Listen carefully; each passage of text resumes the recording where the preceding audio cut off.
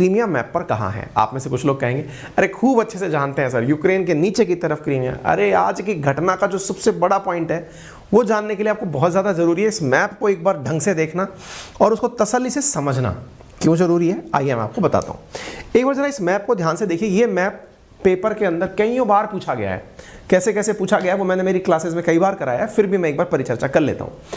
Ukraine आपको दिख रहा है, यूक्रेन के दक्षिण में क्रीमिया आपको दिख रहा है, दक्षिण के अंदर इसके भी स्थित है ब्लैक सी। दिशाओं का ज्ञान तो होगा आपको, ऊपर नॉर्थ, बार बार जब मैं ये शब्द बोलूँ तो आप इस प्रकार से समझते चलिएगा, ऊपर नॉर्थ, नीचे साउथ, राइट में ईस्ट, लेफ्ट में वेस्ट। तो आप ऊपर की तरफ नॉर्थ, इसके दक्षिण में क्रीमिया है, ठीक है।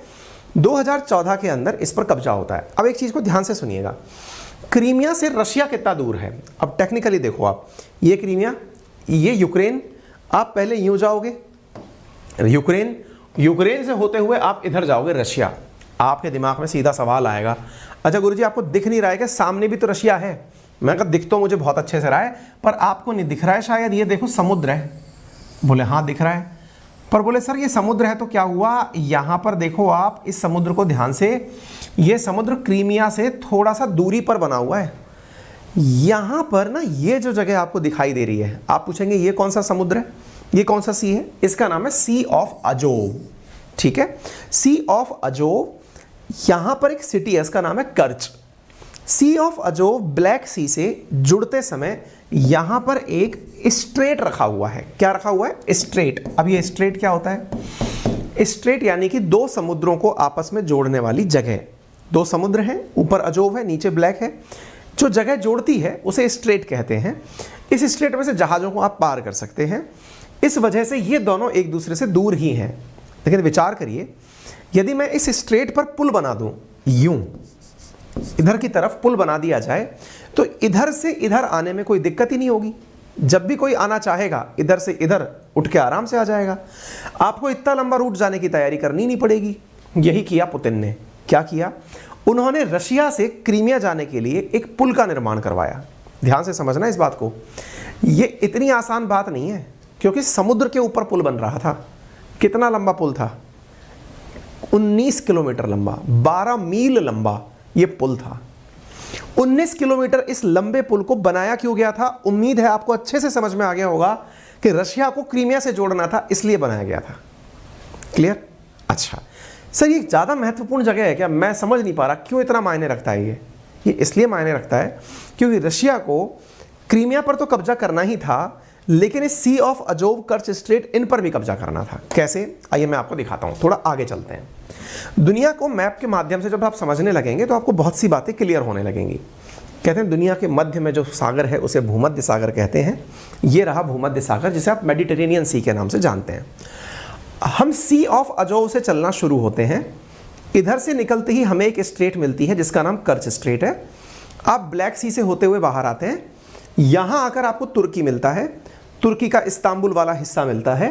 यहाँ पर फिर आपको छोटा सा रास्ता मिलता है, यानी दो समुद्रों को जोड़ने के लिए एक स्ट्रेट मिलती है, नेचुरल है, इसका नाम बॉस्फोरस स्ट्रेट है। ये परीक्षाओं में कई बार पूछी गई है। कौन सी? कर्च स्ट्रेट, बॉस्फोरस स्ट्रेट। यहाँ आ गया सी ऑफ मरमरा, ये टूरिज्म के लिए बहुत हिट है। यानी टर्की जो है ना, सबसे ज़्यादा पैसा समझ लो सी ऑफ मरमरा से कमा के खाता है। इसमें इतनी होटल्स हैं, चारों तरफ बीचेस बने हुए हैं, ये चारों तरफ का एरिया टर्की का है, तो बहुत बढ़िया से मतलब टर्की का व्यापारिक मतलब केंद्र बिंदु समझ लीजिए आप इसे, सी ऑफ मरमरा। इसके बाद में फिर एक स्ट्रेट है, उसका नाम है डार्डेनलस स्ट्रेट। डार्डेनलस स्ट्रेट के बाद एक समुद्र है, उसका नाम है एजियन सी। एजियन सी से आप सीधा कहाँ एंट्री कर गए? मेडिटेरेनियन सी में। क्यों एंट्री कर गए? बस एक बार मेडिटेरेनियन सी आ जाओ, फिर चाहे स्ट्रेट ऑफ जिब्राल्टर ले लो, चाहे स्वेज कैनाल ले लो, आप दुनिया में कहीं भी आ जा सकते हो। तभी तो भारत जब तेल मंगाता है रशिया से, ये पूरा की पूरा रास्ता यूज में आता है। यही तो हमारे लिए सबसे नज़दीक पड़ता है। आज इंडिया रशिया से दूसरा हाईएस्ट तेल मंगा रहा है आफ्टर इराक। ठीक है, तो इस बात को मैं क्यों कह रहा हूं? ताकि आपको ये वैल्यू समझ में आए। आप पूछेंगे इसकी इतनी भी वैल्यू क्या है? भाई रशिया को आप देखो कितना बड़ा उसको पोर्ट मिल गया। ये पूरा की पूरा समुद्र का तट जो है ना वो रशिया का हो गया। आज अब तो ये हालत है कि रशिया को ये वाला हिस्सा भी मिल गया, ये वाला हिस्सा भी मिल गया, ये वाला हिस्सा भी मिल गया, ये वाला, इतने बड़ा हिस्सा, यानी समुद्र का तट अगर बात की जाए तो रशिया को तो बहुत बड़ा तटवर्ती इलाका मिल चुका है। बहुत स्ट्रेटेजिकली उसने इस जगह पर कब्जा किया था। अच्छा, क्या सर इतना आसान था क्या पुल बनाना? मैंने सारी चीज़ें इसमें डाल दी हैं, आपको मिल भी जाएंगी, आपके दिमाग में आएगा सर इतना आसान था क्या पुल बनाना? मैंने कहा नहीं, बहुत मुश्किल थी। कारण पता है क्या है? इसकी लागत बहुत ज़्यादा थी। कितनी लागत थी? लागत थी 21,000 करोड़ रुपए। रशिया को इसे एनेक्स्ड करते ही, आप इस तरह से विचार करिए कि क्रीमिया पर अटैक करते ही पुतिन इस विचार के साथ पहले से तैयार थे कि मैं इसे रशिया से कनेक्ट करूंगा। यानी 2014 में ही पुतिन ने इस पर पुल बनाने का निर्णय ले लिया था। आपको पता है जो ब्रिज बनाने का निर्णय लिया था ना 2014 में, 16 में काम शुरू हो गया, 18 में पुतिन ने खुद ने ट्रक चला के इस बॉर्डर को क्रॉस किया है, क्रीमिया से रशिया।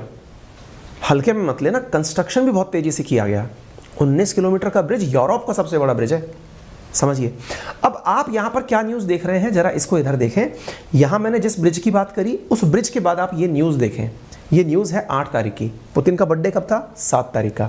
8 तारीख को यूक्रेन के अखबारों में या यूक्रेन की सोशल मीडिया पर छपने लगता है क्या? Happy birthday mister president. क्यों साहब, सब लोग इतना ज़्यादा खुशनसीबी समझने लग गए क्या? नहीं, एक तस्वीर नीचे आ रही है, आप उसको देखिए। ये तस्वीर दिख रही है आपको? ये तस्वीर व्यक्त करती है कि पुतिन के इसी सपने के ऊपर किसी ने बम लगाकर उड़ा दिया। उड़ा दिया का मतलब क्या पूरा 19 किलोमीटर तबाह कर दिया? नहीं साहब, वही वाली बात है ना जी। मैं आपसे अक्सर कहता हूँ बड़े आदमी का ईगो बड़ा होता है। आप ये मानते हो कि क्रीमिया मेरा है, आप ये मानते हो रशिया मेरा है, और उसके बीच में इतनी स्ट्रेटेजिक लोकेशन जो है उसको अगर कोई बम से उड़ा दे रहा है तो ये सवालिया निशान है आपकी सुरक्षा के ऊपर। आप ये मानते हैं कि क्रीमिया पर मेरा कब्जा है, कोई भी व्यक्ति ऐसा कर ही नहीं पाएगा कि क्रीमिया से होते हुए रशिया वाले रास्ते को उड़ा देगा। कोई यूक्रेनी सेना का आदमी या यूक्रेनी कोई जासूस, कोई भी यूक्रेन के द्वारा प्रमोटेड आदमी जाता है और उसको बम लगा के उड़ा देता है, और यूक्रेन में इसके लिए बधाइयाँ मिलने लगती हैं। किसको? पुतिन को, कि बस जन्मदिन की बधाई हो साहब, आपको हमने गिफ्ट भेज दिया, आपके लिए पटाखे चला दिए। ये रही बम फटने की लोकेशन।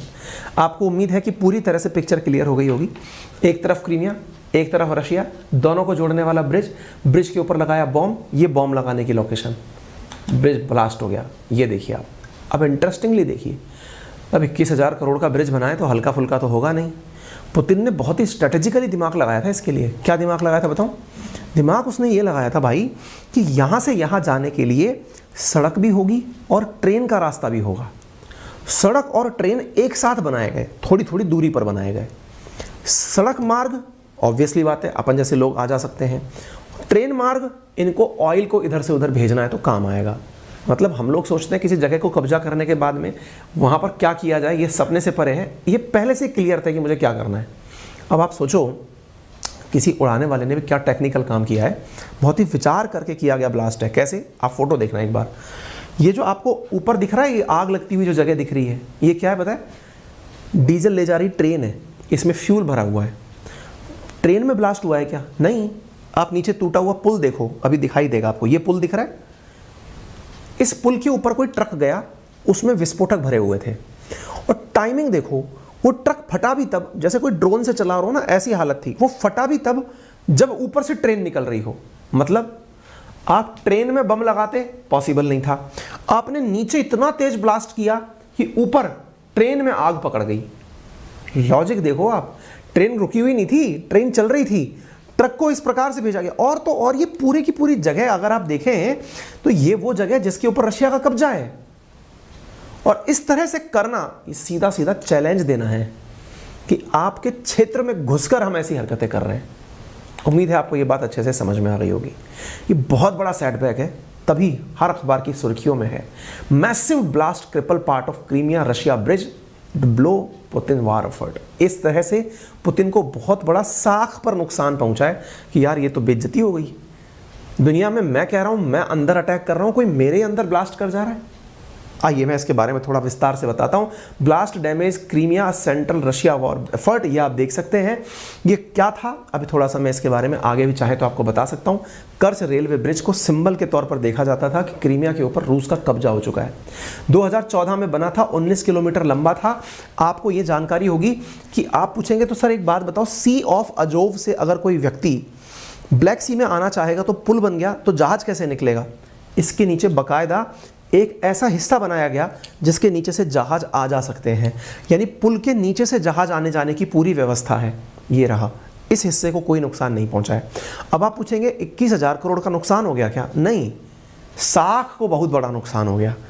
आप, हालांकि ब्रिज तो दोबारा बन जाएगा, लेकिन आपकी जो एटीट्यूड था आपका कि मैं एग्रेसिव हूं, उसके ऊपर बहुत बड़ा बट्टा लगा है। आप इधर देखिए अच्छा, मैं इस पुल के बारे में क्यों बता रहा हूं, क्योंकि 2014 के अंदर जब ये ब्रिज बनना शुरू हुआ था तो उसके बाद में 2018 में खुद पुतिन चला के ट्रक लेके गए थे इसके ऊपर से। इस ब्रिज के बनने के कारण से अमेरिका ने 2016 में सैंक्शन लगा दिए थे पुतिन के ऊपर। क्या कहते हुए कि भाई तुम है ना इस ब्रिज को नहीं बनाओगे। तो पुतिन ने कहा कि यार एक बात बताओ, मैंने अगर ब्रिज बना भी लिया, तुम्हारे सैंक्शन क्या कर लेंगे? बोले तुमको कोई भी अंतर्राष्ट्रीय संस्था लोन नहीं देगी। बोले मत दो, मैं खुद के पैसे से बना लूंगा। और इन्होंने खुद की तरह से बना लिया। आप देख सकते हैं Putin opens 12 mile bridge between Crimea and Russia mainland. 15 मई 2018 को तो भाई ने ये वाला पुल बना के खोल दिया, पूरी दुनिया देखती रह गई। 2014 में जिस जगह पर कब्जा किया, 2018 को उससे वर्ल्ड से कनेक्ट करके उस पर वाहन चला दिया। बहुत बड़ी बात है ये। इस काम को करने के बाद में ये जो आज आप देख रहे हैं इसको टूटता हुआ, ये अपने आप में ऐसा देखा जा रहा है कि क्रीमिया में जो रूसी सैनिक बड़ी मात्रा में लॉजिस्टिक लेकर आ रहे थे, एक प्रकार से उस रास्ते को तोड़ दिया। यूं समझ लो कि क्रीमिया में रशिया की जो भी रसद आपूर्ति हो रही थी, जो भी वाहन या लीथल वेपन आ रहे थे, उस रास्ते को काट दिया गया है। इस वजह से अब रशियन फोर्सेस यहां पहुंचने में बहुत दिक्कत तकलीफ साझा करेंगी। आपको लगेगा अब तो आ नहीं पाएंगे, ऐसा नहीं, समुद्र के वाहन भी हैं उनके पास, आने को तो पानी के रास्ते भी आ जाएंगे। पर मुद्दा यह है कि जो एफिशिएंसी थी उसके ऊपर तो निश्चित ही बट्टा लगा है। उम्मीद है आप सभी साथियों को ये कर्च स्ट्रेट और जहां पर ये ब्रिज टूटा ये बात अच्छे से समझ में आ गई हो, कहां बना हुआ है, कैसे है, ये क्लियर स्थिति हो गई हो। आप यहां पर देख सकते हैं। आपके दिमाग में सीधा सवाल बन रहा होगा, सर ये घटना तो बड़ी है, इसका तो पूरी तरह से बदला लिया जाएगा। पुतिन ने फिलहाल इसके ऊपर कुछ भी बयान नहीं दिया है, केवल ये कहा है मामले की जांच करो। किस मामले की जांच करो? पहले घर के भेदियों को तो ढूंढो कि हमारे ही क्षेत्र में अंदर आने की इजाज़त किसने दे दी। यानी इस क्षेत्र के अंदर अगर कोई बॉम्ब लेकर आया है, इसका मतलब बहुत बड़ा लीकेज है कहीं। इसलिए पुतिन ने यूक्रेन पर कुछ नहीं बोला, चुप एकदम। क्यों? क्योंकि पहले ये तो जान लें कि मामला हो कहाँ रहा है, कृपा अटकी हुई कहाँ है। आपके क्षेत्र में घुस के कोई ब्रिज उड़ा रहा है ना, कोई फोर्स नहीं है वहाँ, फिर भी ब्रिज उड़ रहा है, बड़ी बात है ये। तो आप यहाँ पर देख सकते हैं, Crimea the bridge the beginning, everything illegal must be destroyed. ये यूक्रेन का कमेंट है। Everything illegal must be destroyed, everything stolen must be return to Ukraine. जो हमसे चुराया है वो हमें लौटाना होगा। Everything occupied by Russia must be expelled. जो आपने हमसे कब्जा किया है उसको हम वापस पाके रहेंगे। नेशनल एंटी टेररिज्म कमेटी ने बताया कि धमाका ब्रिज के रोडवे वाली साइड पर हुआ था। ये ट्रक की तस्वीरें हैं, ये देखिए, आप लाइव देख सकते हैं, इसके मतलब वीडियो देख सकते हैं। ये ट्रक जाता हुआ आपको दिखाई देगा, ये गया और इसी में एक्सप्लोजिव था। मुझे लग ये रहा है कि कोई आत्मघाती आदमी था, क्योंकि ट्रक को चलाने वाला भी तो कोई व्यक्ति रहा होगा ना। चलाने वाले ने खुद की जान को खिलवाड़ करते हुए किया है, ये तो ईश्वर जाने।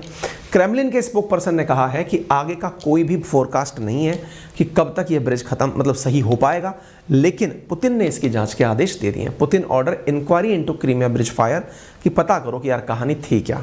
ठीक है, तुरंत इन्होंने पुल को खोल दिया। खोल दिया का मतलब सड़क टूटी है, पटरियां नहीं, काम चलता रहेगा। यहाँ पर आप देख सकते हैं, आज की न्यूज़ है।